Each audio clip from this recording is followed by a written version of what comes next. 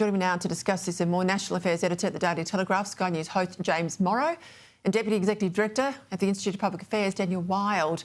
I'll start with you, James. I know it's only emerging now, this resumption of strikes against Tehran. I guess my issue with the way it's played out today, you know, the comments from the US President that there is now a ceasefire long before the two parties came out and agreed to it.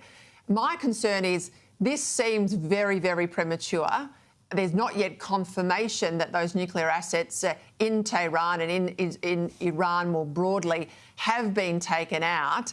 And, you know, I know you want to finish these wars quickly or these strikes quickly, but you want to finish them absolutely. You want to win them. You don't just want to get it done quickly. What do you make of this news tonight? Well, I think that Iran basically asked for Israel to come back and strike back, as it's reportedly done in the last few minutes, with missiles being sent back in Tehran's direction by Israel. Now, this comes after, as you say, this morning, it's been a wild ride today, Pete. In the last, 10, 12 hours, we had Donald Trump with that announcement saying there's peace. We've got peace between Iran and Israel. Both sides are going to accept it after 12 hours, 24 hours. Thank you for your attention to this matter. Well, Iran, as we know, they kept firing missiles until the last minute, and then they went over that, and they hit an apartment block in Beersheba in the south of Israel. 4 people, I think, reportedly died there, which is, of course, a tragedy. But also, it shows that Iran's not serious. But the other question, Peter, too, is, you say the parties haven't come out and said they accepted it. We also don't know who in Tehran is able to even accept the deal. We don't know if the Ayatollah Khamenei is alive or dead. We don't know who's actually in charge of things. We don't know what the state of the government is there at this stage. So the question of even who can give the order to ceasefire, to stand down, that's an open question, as is, of course, the question about the nuclear material which you raise. We'll come back to this with Tom Switzer from the Centre of Independent Studies, a bit of a US expert. He'll join me in a moment. But let's go to the domestic fallout for our Prime Minister here in Australia about all of these various issues around his belated response to the US strikes. As we know, nowhere to be seen on Sunday, only out briefly yesterday, pretty much on the back foot again today. Sat down, of course, with Kieran Gilbert, defending not going to NATO and everything else. Have a listen.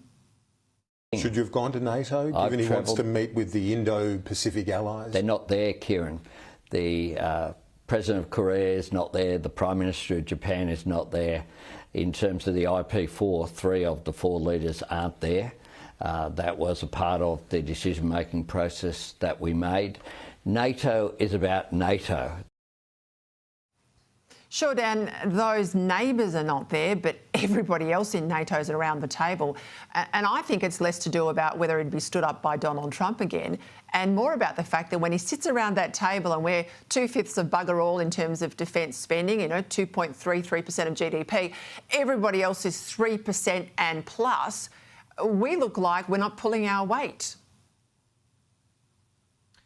Well, that's right. Unfortunately, Peter, Australia is not taken seriously on the international stage at the moment. And a part of that is, as you correctly identify, we're not putting in our fair share.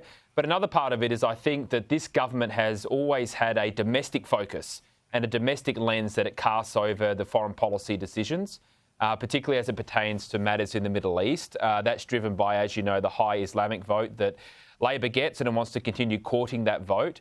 And it's also partly driven by the fact that there's been a long-term hostility among some within Labor towards the United States.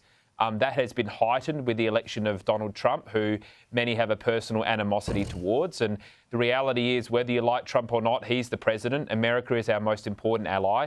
And I think that there's a lot of concerns about how the government, as I say, casts a domestic lens over these important foreign policy decisions. And they seem to not have the ability to put our national interests ahead of their domestic political considerations. And these are the consequences that we're now seeing.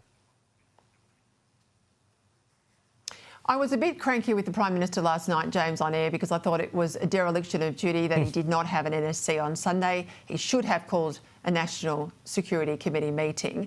He was asked pointedly about the terror threat today. He said it has not changed. And he sort of was a bit glib with his response. I don't think he's across his brief in general terms, particularly in this space. I'm not confident that he's getting the briefings he should. I'm not confident that the experts are meeting with him as regularly as they should. We also know, of course, ASIO and the AFP, which have got carriage of these issues in Australia. Well, he punted them out of the NSC in his last term and was only embarrassed and forced to put them back around the table. And I remember last time with Islamic State, as I've already said tonight, there was such a radicalisation of young Australian kids online, playing out as they were watching events in the Middle East. And we look at what's happening overseas. We see in the United States that this is a live issue. We've got experts in Australia warning we are not taking this seriously enough. How confident are you when you look to Canberra?